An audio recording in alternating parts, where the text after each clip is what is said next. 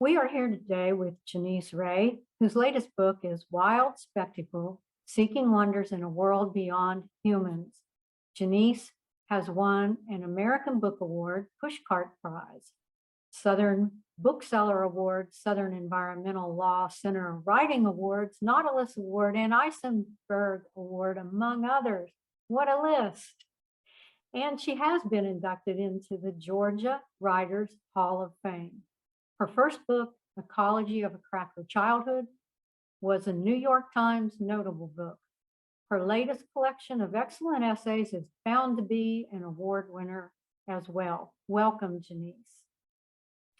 Thank One you so much. concept you mention in this collection of essays is duende, meaning what is real, the spirit, the soul, the mystery of life and art. And your art is just full of duende. These essays are pretty incredible. Part adventure tales of your journeys to Costa Rica, Belize, Mexico, Alaska, Montana, the Okefenokee Swamp. Most of all, the essays are a love song to the wild side of the planet.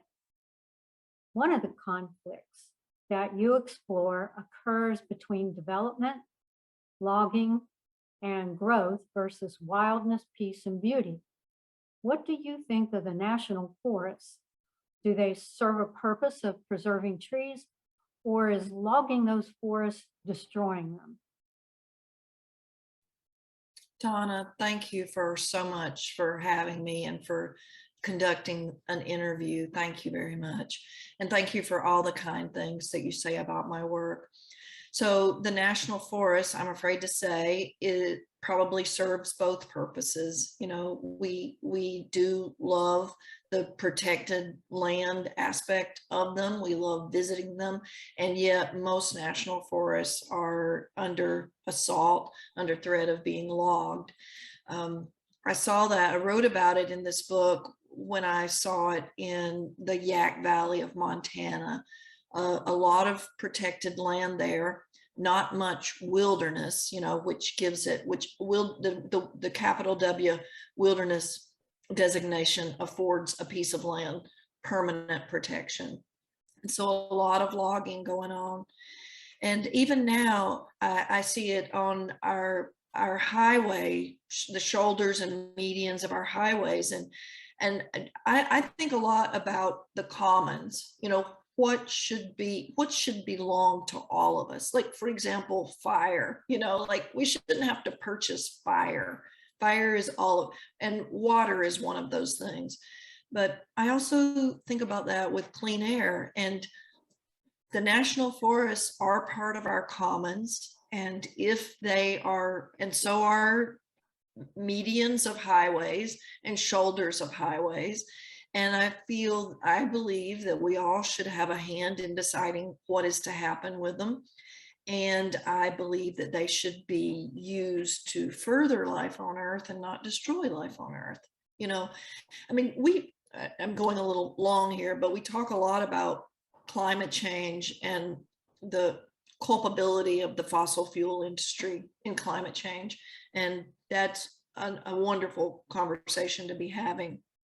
But I don't think we talk enough about what the decimation of our forests and our national forests has done to our atmosphere and to, you know, the disintegration of life in general. That's a great point. Visitation at national and state parks has been at an all-time high, even before the pandemic. What's the draw of wild places? What need do they satisfy in us? Oh my gosh, you are really going for the essentials, aren't you? We're wild creatures. You know, most of our lives we are asked simply to engage with the constructed environments around us. But, you know, we are wild, sensual, sense-based animals. And without the natural processes that are given to us by the wild, we couldn't even survive. And by that, I mean, you know, filtered water, filtered through the ground and other mechanisms, clean air, sunlight, the growth of plants around us, the storage of carbon dioxide. So all those natural processes, I think going to the wild allows us a chance to experience life in a different way, in some ways a more essential way, so we're not thinking about the constructed things, the cultures, the buildings, the manners, the ways we're supposed to operate, our roads, our vehicles, even the way our families function. We get to think about just deeper, more profound things about what it means to be a human being, what it means to be a steward of this planet that we've been given. Yeah, and also I think it's also important for just a minute to mention awe and beauty. I think that we as humans experience a lot of trauma and a lot of collective trauma. In fact, the stats that we're reading right now about climate change, or the toxicity, toxic pollution, any kind of degradation, the forestry, any degradation of our home, this earth, is a trauma. It's a trauma that the earth experiences and that then we as humans experience. And I think too that beauty is a way of healing. And we go to find awe and beauty and bring ourselves down to a human size, or in other words, up to a human size. Just one quick addition. My dad always believed that, we think of the soul as being this very tiny thing inside of us. But my dad believed that the soul was this great thing, and the human body is just a tiny manifestation of that. And don't you think that going into the grandiosity and majesty of nature would remind us of that, of that too, not only the smallness of us as a human being, but also the magnificence of us as a human being. Absolutely. I know that's how I felt standing in the national forests and seeing the sequoias and redwoods out west, those towering trees. Donna, Yeah, go ahead. I want to interject this. I know you live in Florida, and there's this beautiful national forest near you in Florida called Apalachicola. Mm-hmm. And I've been going there a lot in my lifetime to observe bogs. So those savanna bogs, those pine savannas in the Apalachicola are just really glorious wildflower gardens, And there was a scientist who studied bogs named George Folkerts, and he believed that the pitcher plant, the carnivorous plants that occur in the Apalachicola, were just as iconic as the sequoias of Northern California. So that idea just warms my heart that everywhere we go, it doesn't have to be a sequoia. It can be a thing as small as a pinguicula, which is a tiny, tiny carnivorous plant, or sundew, sundew hardly as big as a dime. And yet it can be iconic in the human imagination. Yeah.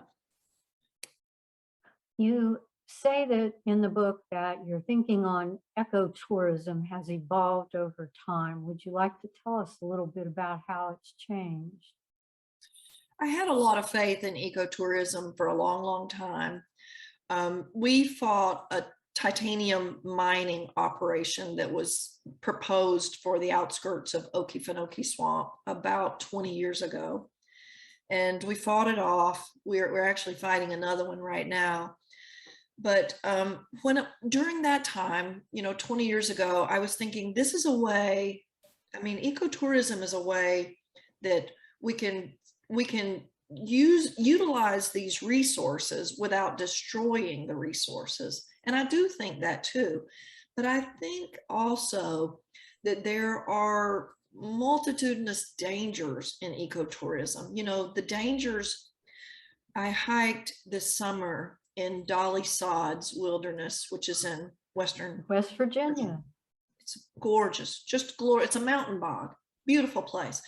But one trail that would have started as a footpath, a foot wide, had, so it gets muddy and people walk a little, they walk a foot to the right and then that gets muddy and then they walk a foot to the left. And pretty soon these trails through Dolly Sod's, a magnificent place. These trails were as wide as this room I'm in. They were 12, 15 feet wide. So we were loving that place to death. That's a good point. And I'm glad you like Dolly Sod's. That's from my home state of West Virginia, which does have some gorgeous scenery. Nature writing has been called marginal literature. Why do you disagree? I heard a nature writer named Jan DeBlue say this one time. We gathered Southern nature writers at Ossabaw Island many years ago. We still gather, but this was our first one. And we were talking about, the South and nature and how it was different from this movement of nature writing in the West. And one of the people said, well, the South is more botanic, the West is more biologic. And then we began to talk about nature writing being a marginal literature. And Jan said, nature writing is not marginal. We're writing the human story now. So think about it. We are writing the human story. So I also think about, if I had another life, I would give it to ending racism on the planet or ending poverty. Like I don't like to see suffering. I don't like to think of people and animals suffering. But I will say that I believe the most important thing that we could be doing right now in the 21st century with our lives is figuring out how we can lead sustainable lives on the planet. How can we live as well as possible without destroying ourselves, each other, and everything that we love, You do such a gorgeous job of capturing the beauty of the natural world, everything about it in your essays. What else do you want readers to take away from this collection? So we're being hit with a lot of bad news these days. The seas are rising, the polar ice caps are melting, and on and on and on. And I think one of my motivations for this book is to just remind all of us that it's a beautiful world out there. The wild world is a beautiful world and it's worth defending and it's worth fighting for, and really highlighting our relationship with it as human beings to our home, our beautiful blue-green home.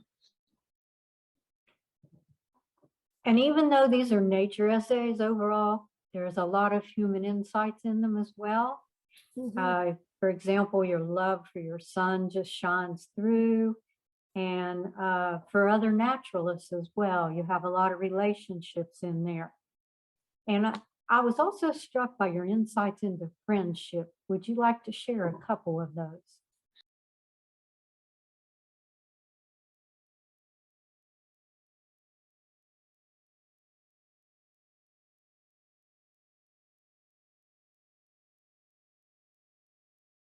I do know. So I was raised as a child, I was very isolated. My dad was a very religious man, and the religion was fundamental Christianity. So he didn't want his children so much corrupted by the world, and we were home a lot, we stayed home. So I didn't learn much about friendship. It's been a lifelong exploration for me in learning how to be a friend and what to tolerate and accept, what to return, how to grow intimacy, how to deepen it. And I think I would just refer people to that chapter. The chapter I think you're talking about, oh gosh, it's in the first section with Montana, with a writer named Rick Bass. That's exactly Yes, right. that's the one, Rick Yeah. Bass.